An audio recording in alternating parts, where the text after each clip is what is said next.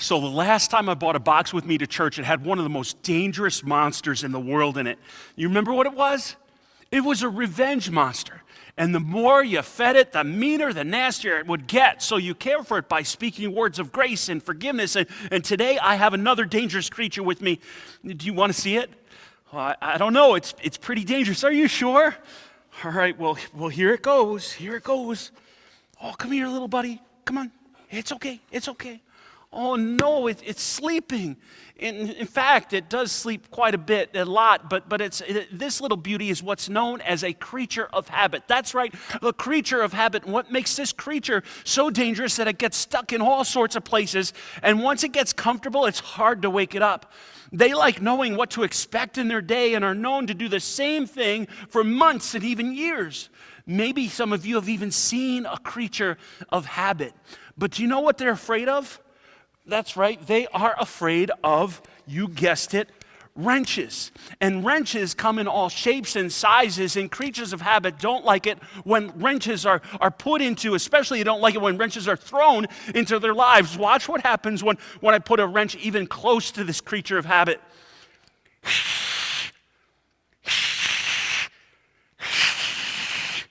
Because what wrenches do is that it causes a creature of habit to change its pattern.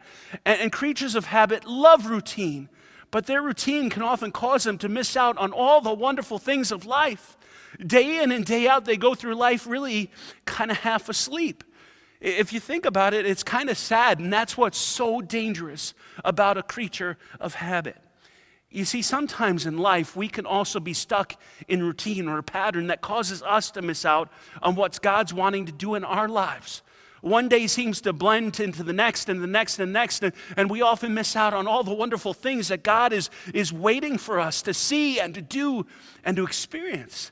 And prayerfully, it doesn't take a wrench getting thrown into our lives to get our attention, big or small, that will wake us up. If we're not careful, our days and our weeks can be a carbon copy of the days and the weeks before. And think about what we miss out on.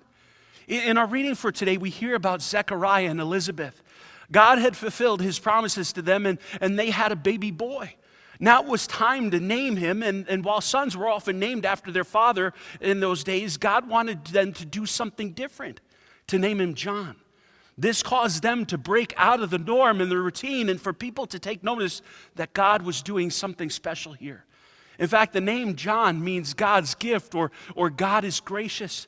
In fact, their son John would be the one to tell others that Jesus, the one they had been waiting for and hoping for, the Messiah, was coming into the world and to prepare the hearts for his coming. Instead of being like this creature of habit, what would it mean for us to open our eyes to see what new thing God wants to do in our lives? And hopefully we don't need a wrench to kind of wake us up, to get us out of routine, or to cause us to see what God is wanting to do in our lives, but a willing heart and spirit to just simply listen, to move when God calls us to do something new. Well, hey buddy, now it's time. Go ahead. You're free. Wake up to your new adventure.